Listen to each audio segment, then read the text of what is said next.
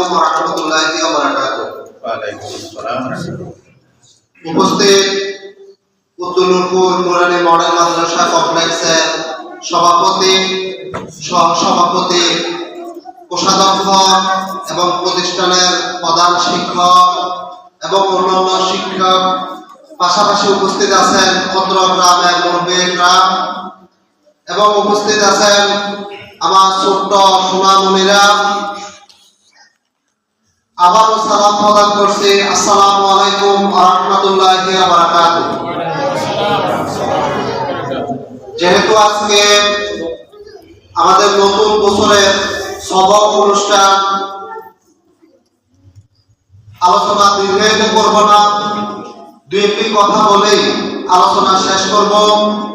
প্রথম কথা হচ্ছে, ইংরেজি মাস দিয়ে যেহেতু আমাদের বর্তমান পৃথিবী চলতেছে, সেই হিসাবে আমরা ইংরেজি মাসের গণনাই করি।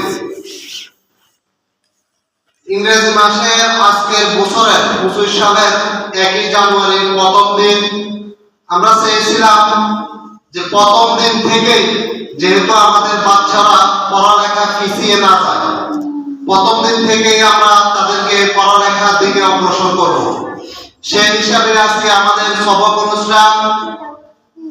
আমি আশা করি এবং শিক্ষকদের প্রতি অনুরোধ করি যে আজকে থেকে আমাদের বাচ্চাদের যেহেতু একটি মিনিটও শিক্ষা থেকে বাদ না যায়, তাদেরকে কিভাবে আমাদেরকে এগিয়ে নিয়ে যেতে হয়, আমি শিক্ষকদেরকে বলবো আপনারা যথেষ্ট চেষ্টা করবেন।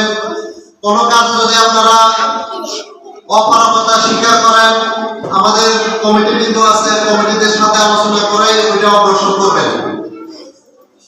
আমি ছাত্র ছাত্রী এবং অভিভাবকদের উদ্দেশ্য করব,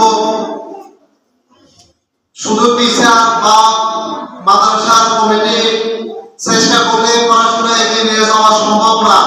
যদি ছাত্র ছাত্রীরা মনোযোগ না দেয়, অভিভাবক যদি এটা কেয়ার না করে, অবশ্যই প্রথমতভাবে ছাত্র ছাত্রী এবং অভিভাবকরাই পড়াশোনার প্রতি অগ্রসর হতে হবে, তারপরে শিক্ষক বা মাদ্রাসার কমিটি অগ্রসর হতে হবে। সেই হিসাবে বলবো,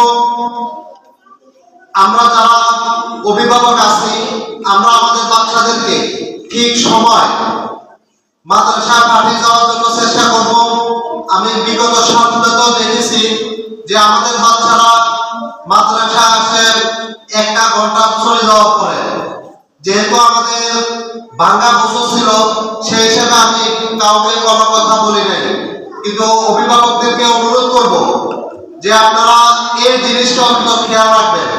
বাচ্চারা নির্দিষ্ট সময় যেহেতু ক্লাসে উপস্থিত থাকে এবং ক্লাসের পড়া যেহেতু বাড়ি থেকে ওইটা শেষ করে আসে কিনা, ওইটা আপনাকে তদারকি করতে হবে।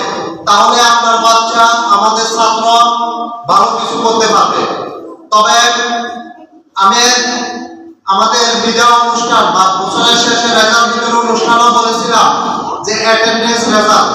আমি আজকে প্রধান শিক্ষকদের বলবো যে আপনি অ্যাটেন্ডেন্সের জন্য একটা রেজাল্ট তৈরি করবেন, এখান থেকে একটা মার্ক পরীক্ষা অ্যাটেন্ড করবেন। তাহলে বাচ্চাদের পড়াশোনা ভালো করবে, কিন্তু অ্যাটেন্ডেন্স থাকবে না, এটা যেন না হয়। যেটা অ্যাটেন্ডেন্স উপরে একটা মার্ক পরীক্ষার খাতায় যোগ হবে, তাহলে দেখবেন সবকিছু ঠিক হয়ে যাবে। আমি অভিভাবকদেরকে বলবো, আগামীকাল থেকে যারা আজকে আসে নাই বা তাদের পার্শ্ববর্তী অভিভাবকরা আছেন, এখনো নানার বাড়ি খালার বাড়িতে বেড়াইতেছে বাচ্চারা, আপনারা অতি শীঘ্রই বাচ্চাদেরকে আগামীকাল থেকে মাদ্রাসায় অ্যাটেন্ডেন্স করান। কারণ আপনার বাচ্চা পিছিয়ে পড়লে আপনারই লস হবে, আমাদেরও লস হবে। একটা বাচ্চা পিছিয়ে পড়লে তাকে পরে উঠানো অনেক কষ্টকর টিচারদের। তো সেই হিসাবে বলবো, আমিও একজন পিতা, আমিও একজন এই মাদ্রাসার ছাত্রের অভিভাবক, তা আমি আমার পক্ষ থেকে বলি, আমি আমার বাচ্চাকে আজকে নিয়ে এসেছি। আপনারাও যারা আজকে আসতে পারে নাই, আগামীকাল থেকে যেহেতু মাদ্রাসায় উপস্থিত হয়, সেই হিসাবে লক্ষ্য রাখবেন। এই বলে আমার আলোচনা শেষ করলাম। আসসালামু আলাইকুম ওয়া রাহমাতুল্লাহি ওয়া বারাকাতুহু।